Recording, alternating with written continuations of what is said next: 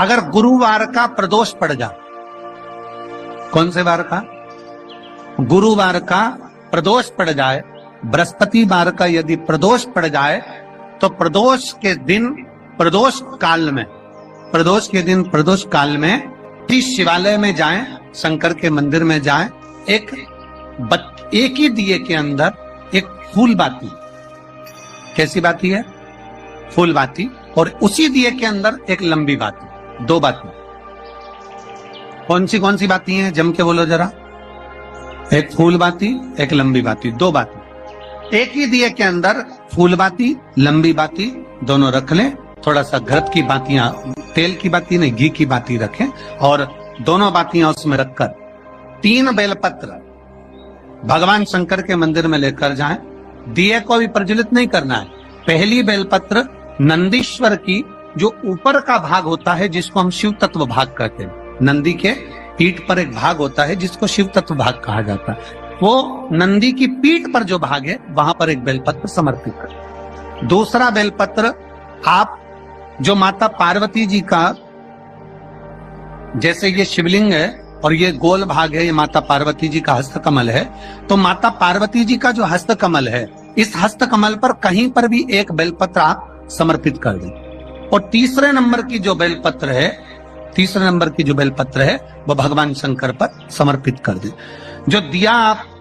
लेकर गए हो मंदिर में, उसी दिए को नंदी और महादेव इन दोनों को दर्शन कराते हुए अगर मंदिर के अंदर लगाने दें दिया तो ठीक है, ना लगाने दें तो दीप को बीच में बस स्पर्श कराकर भले बाहर जाकर लगा दो, पर प्रयास करो वो दीप, वैसे तो बीच में नंदी और शिव के मध्य में वो दिया स्पर्श होना चाहिए। जैसे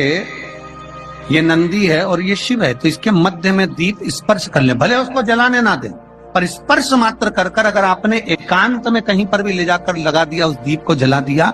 तो गया हुआ कितना भी करोड़ रुपया हो, वो धीरे धीरे कर कर गया हुआ धन हमारा वापस आता ही। कोई खाकर भी बैठ गया तो देगा जरूर, वो धन आएगा जरूर, कैसे भी आएगा, पर अपनी संपदा वापस। गुरुवार की प्रदोष पड़ती है तो शिव गंगा के स्थल पर निवास करते हैं। गुरुवार की प्रदोष शत्रुओं का नाश करती है। ऐसी प्रदोषों का नियम वर्णन किया, फिर लिखा शिव महापुराण में, बड़ा सुंदर लिखा वेदव्यास जी ने। मान लो आप प्रदोष का व्रत नहीं कर सकते,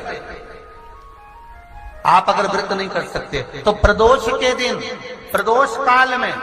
शाम का समय, सूर्यास्त का कुछ पल, कुछ घड़ी के पहले से लेकर बाद तक का प्रदोष काल के अंतर्गत आप शंकर जी के मंदिर में जाकर 1 लोटा पानी, 5 बेलपत्र भी अगर समर्पित करते हैं तो संपूर्ण प्रदोष का फल आपके भाग्य में प्रबल हो जाए। शिव महापुराण में शिव कथा कहती है, नंदी का एक पांव ऊपर होता है। आप लोग दर्शन करे होंगे शंकर जी के मंदिर में नंदी के, तो नंदी का एक पांव उठा हुआ होता है, एक पांव नीचा की ओर होता है। शिव पुराण की कथा कहती है, मान लो कोई हड्डी से जुड़ा हुआ रोग, नेत्रों से जुड़ा हुआ, मस्तिष्क से जुड़ा हुआ कोई रोग रहता है, तो एक नीले कलर का फूल आता है महाराज, उस फूल में हल्दी डालकर गुरुवार का प्रदोष पड़ने पर जो नंदी के पांव के पास समर्पित कर देता है महाराज, उसका रोग धीरे धीरे समाप्त होने लगता है।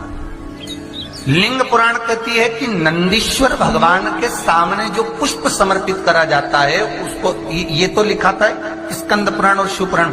लिंग पुराण कहती है जो फूल आपने समर्पित करा उसको लाकर पानी की बाल्टी में डालकर आप स्नान भी कर सकते हो, उससे भी हड्डी के जितने रोग होते हैं उसमें आराम लगने लगा। जैसे कहीं शरीर नहीं चल रहा, हाथ झुन्न पड़ रहा है, हाथ काम नहीं कर रहा, हाथ में झुंझुनी आ रही है, कंपन आ रहा है, उसमें भी ये प्रयोग कर, पर होना चाहिए बृहस्पतिवार की प्रदोष। कौन से बार की? बृहस्पतिवार, गुरुवार की प्रदोष। प्रदोष के दिन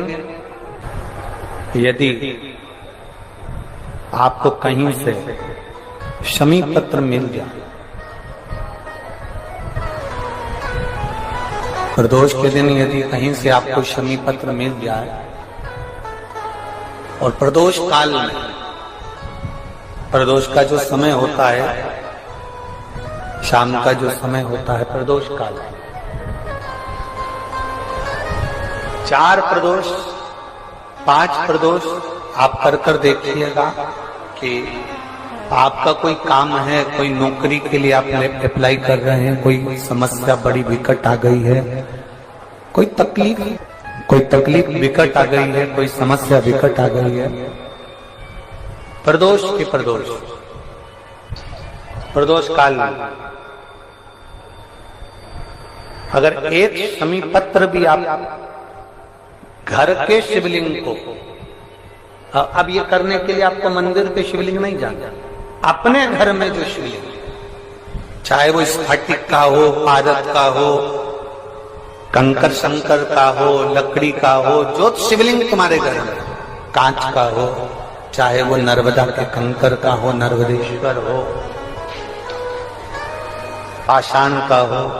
जो शिवलिंग चांदी का हो, सोने का हो, तांबे का हो, पीतल का हो, जो शिवलिंग तुम्हारे,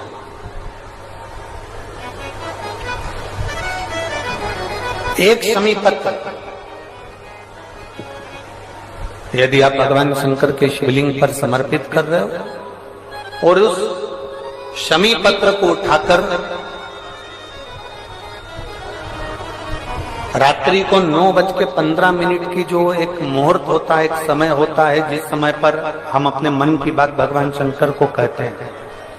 पूर्व में भी इसका वर्णन हम कर चुके हैं कथाओं में। उस 9:15 पर वो शमी पत्र को उठाकर एक कागज में, एक कटोरी में उसको रखते, 4 या 5 प्रदोष के उस शमी पत्र को अपने पास में रखिए और जिस कार्य के लिए जा रहे हो उसको जेब में ऊपर के भाग में उसको रखकर लेकर जाइए, आपका वो कार्य सफल होकर ही रहेगा, वो रुक नहीं। कल भी कथा में कहा था कि मंदिर नहीं जा सकते तो उसकी चौखट का दर्शन करो, उसके दरवाजे के द्वारपाल हाथ पकड़ के खड़े रहो, वीरभद्र मणिभद्र, और उसके चौखट पर बैठी है भाग्य देवी। शिव महापुराण की कथा कहती है जो शंकर भगवान के, आप कभी अगर मौका लगे तो प्रयास करा करो कि शंकर के शिवालय में जब आप प्रवेश करें, शंकर भगवान के शिवालय में जब आप जल चढ़ाने के लिए जाएं तो वहां जो मुख्य जो गर्भगृह की जो चौखट होती है, गर्भगृह की जो चौखट होती है, प्रयास करना चाहिए कि उस गर्भगृह की चौखट को प्रणाम करना चाहिए। और प्रयास ये भी करो कि गर्भगृह की जो चौखट होती है उस पर लात न रखते हुए आप उस चौखट को लांघने का प्रयास करा करो।